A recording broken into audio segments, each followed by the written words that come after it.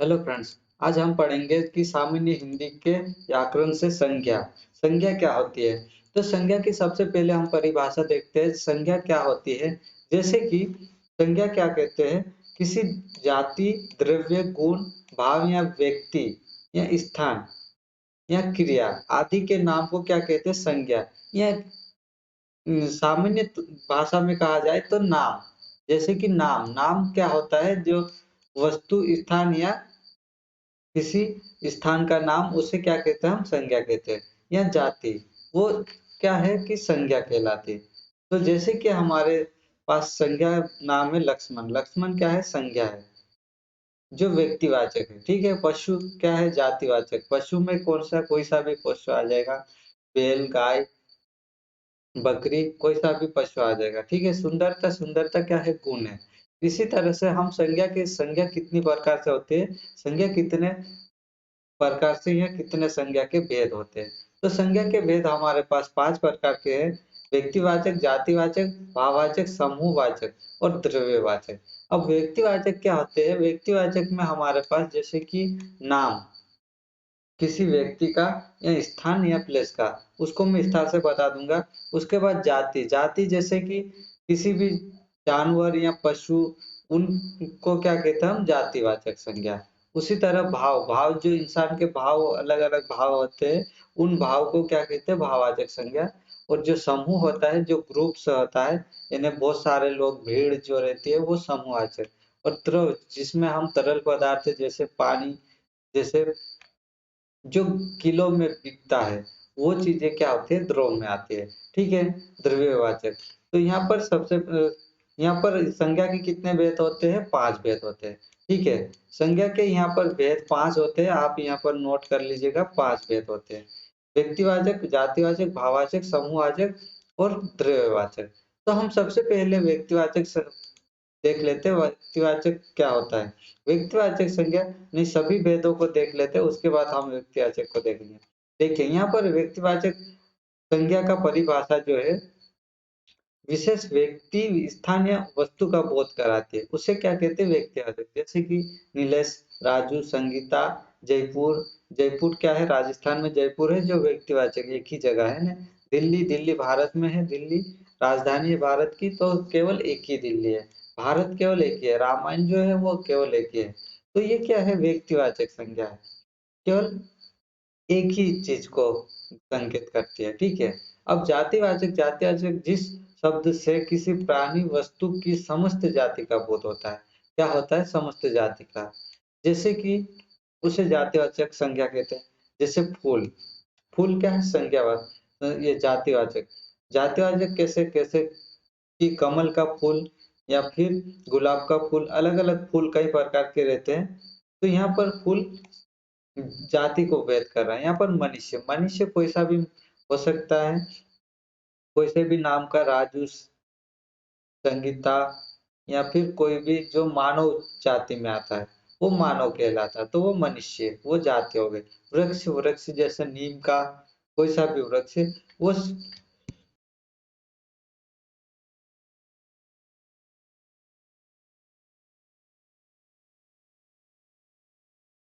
ये देखिए।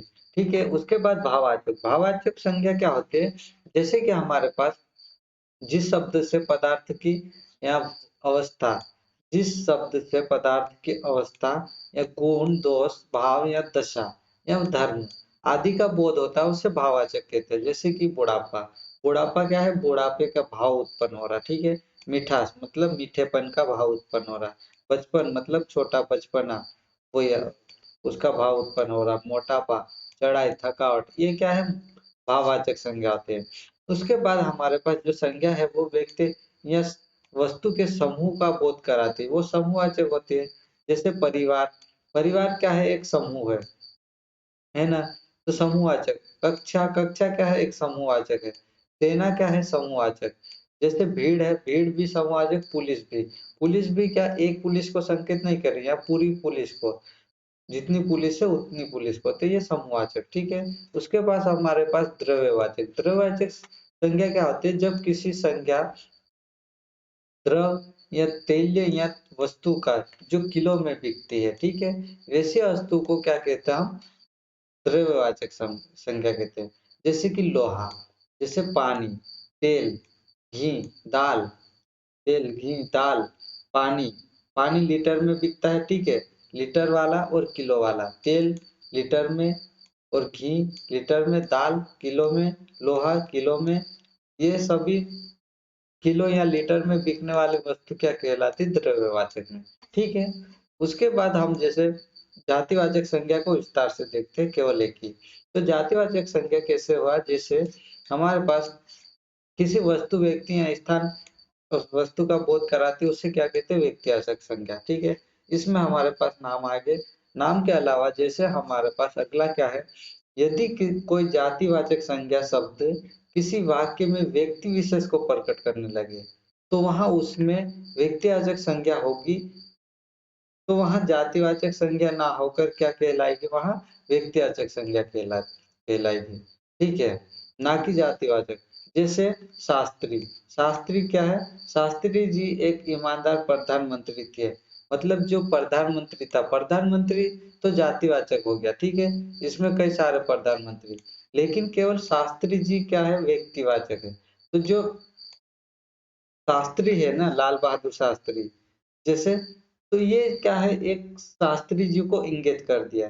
तो ये हो गया हमारा ये व्यक्तिवाचक संज्ञा। जैसे मोदी जी, मोदी जी भारत के प्रधानमंत्री है, ठीक है। यहाँ पर प्रधानमंत्री तो हमारा जातिवाचक हो गया, लेकिन यहाँ पर मोदी जी को क्या है, केवल एक व्यक्ति है, ठीक है। यह मोदी को संकेत कर रहा है, जो मोदी जी है हमारे भारत के प्रधानमंत्री वर्तमान, तो उसको संकेत कर रहा है। तो यहाँ पर क्या हो गया, मोदी जी भारत के प्रधानमंत्री, मतलब यह व्यक्तिवाचक वाक्य हो गया। तो ये वाक्य को, जब वाक्य में किसी व्यक्ति को, व्यक्ति विशेष को संकेत करता है, तो वहां पर क्या होता है, वहां पर जातिवाचक ना होकर व्यक्तिवाचक संज्ञा कहलाती है, ठीक है। इसके साथ हम अगले संज्ञा देखते हैं, जैसे कि जातिवाचक। जातिवाचक संज्ञा क्या होती है, जैसा हमने देख लिया, फूल, मनुष्य, वृक्ष, ये जो वस्तु समस्त का बोध कराती है, ठीक है।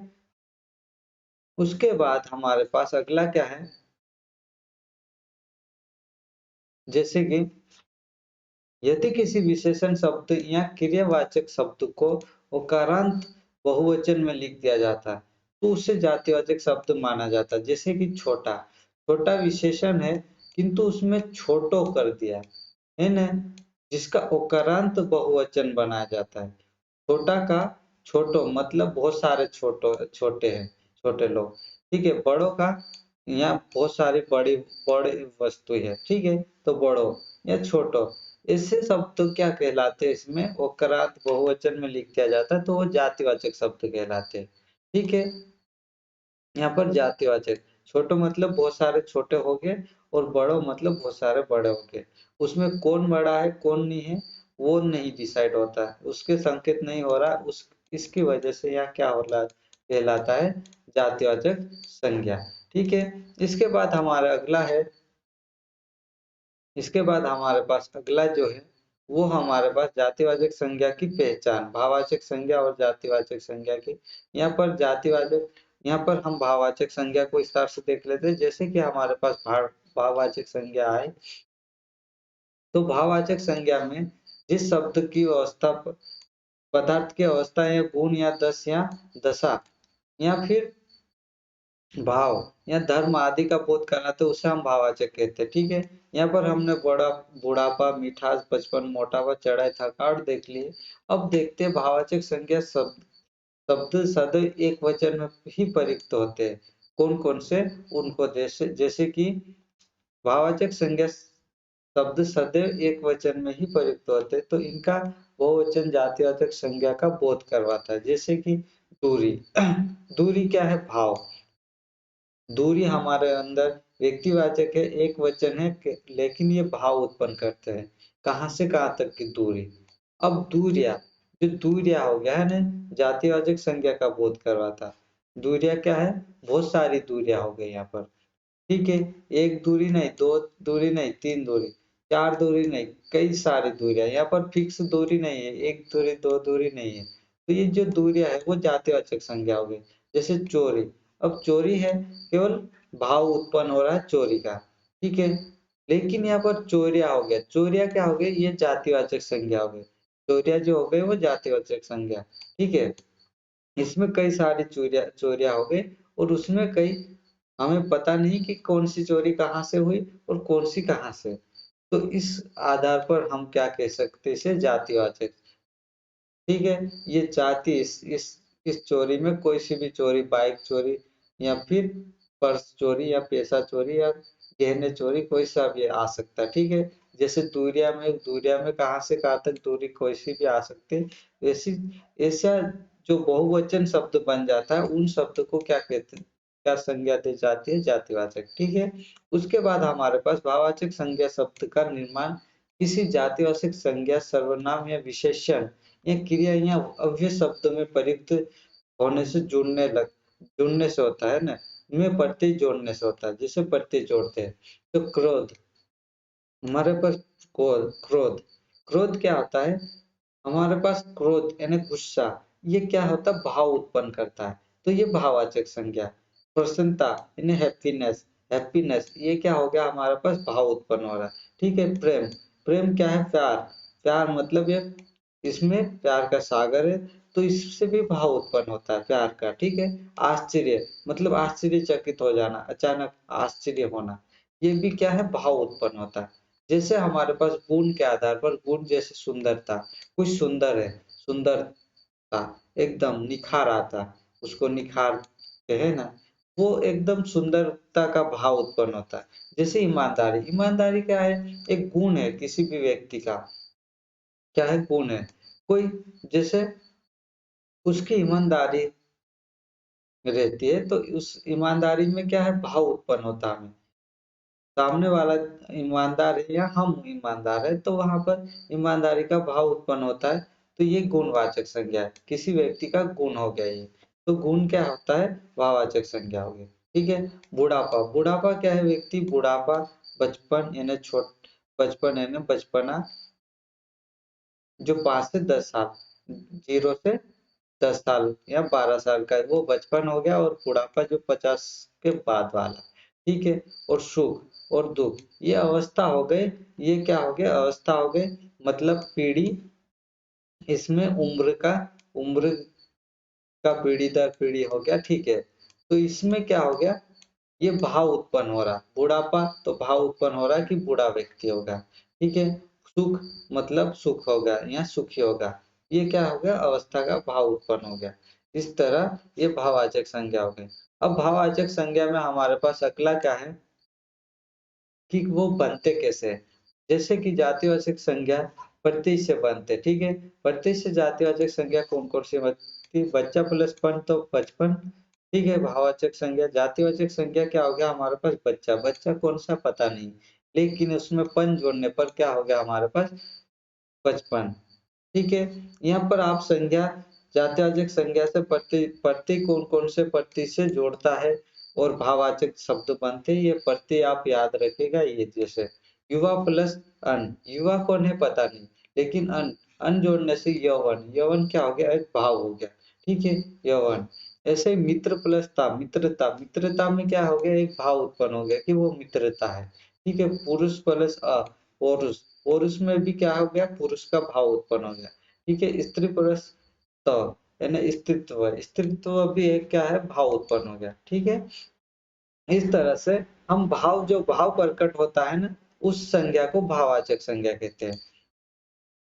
जैसे सर्वनाम शब्द से प्रत्यय जोड़ने पर क्या भाववाचक संज्ञा उत्पन्न होती है, तो सर्वनाम से प्रत्यय कौन कौन से जोड़ते हैं, इसे भी याद रखें आप। इस जो प्रत्यय है, कौन कौन से प्रत्यय भाववाचक से जोड़ते हैं, उन प्रत्ययों को अगर किसी भी वर्ड के आखिरी में आप देखोगे, तो वहां पर बेझिझक आप क्या करोगे कि उसे बेझिझक, आप एग्जाम में अगर क्वेश्चन आता है, तो अगर प्रत्यय जुड़ा हुआ है किसी भी संज्ञा में, तो आप बेझिझक उसको भाववाचक संज्ञा देकर ऑप्शन सिलेक्ट कर सकते हैं। इसलिए आप उसके लास्ट प्रत्यय याद रखिएगा, जैसे पन, ता, स्व या फिर कार या स्व, इस तरह अहंकार, ममत्व, ममता, अपनापन और सर्वस्व, इस टाइप से ये जो प्रत्यय है इनके ये वो याद रखिएगा आप सर्वनाम के, ठीक है? ये भाववाचक में, ठीक है? विशेषण से छोटापन, बड़प्पन, सुंदरता, आय, ये आय और आस, ये जो प्रत्यय है, इन प्रत्यय को आप इकट्ठे याद रखिएगा एक साथ। यहाँ पर प्रत्यय नोट नोट कर लीजिएगा हर एक पेज से। जो प्रत्यय नहीं है वो डबल से आए हैं तो उनको आप याद रखिएगा। जैसे अच्छा प्लस आय मतलब अच्छा है, मीठा प्लस आस मतलब मिठास। इन शब्दों से ये प्रत्यय जुड़ने से जो प्रत्यय जुड़ता है उन प्रत्यय को याद रखोगे तो प्रत्यय जो एंड में रहेगा तो एग्जाम में आसानी से आप उसको क्लिक कर सकते हैं, ठीक है? भाववाचक संज्ञा का।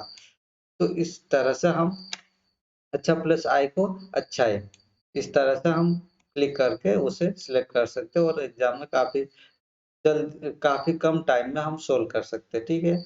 अगला हमारे पास क्रिया से निर्मित क्रिया से निर्मित जो प्रत्यय है वो शब्द जैसे कि आहट, आहट प्रत्यय है ना? घबराहट, घबराहट मतलब ये घबराहट का भाव उत्पन्न हो रहा। मिलावट मतलब मिला प्लस आहट, आवट है ना? मिलावट का भाव उत्पन्न हो रहा है यहाँ पर। मिलाप मतलब मिला प्लस आप, यहाँ पर भी मिलाप का कटाई। और लिखावट, लिखावट का भाव उत्पन्न हो रहा है। ये जो भाव उत्पन्न होता है वो भाववाचक संज्ञा कहलाती है, ठीक है? इसमें धातु से निर्मित जैसे कि हमारे पास धातु प्लस प्रत्यय, धातु मृ, मृ प्लस अन, मरण, श्र प्लस अ, सार, और भज, भज प्लस ती मतलब भक्ति। इस तरफ से हम इस प्रत्यय को आप याद रखिएगा, ती और अन। इस टाइप से जो भी प्रत्यय है आप याद रखिएगा, उससे आसानी से भाववाचक संज्ञा ज्ञात हो जाएगी। उसके बाद हमारे पास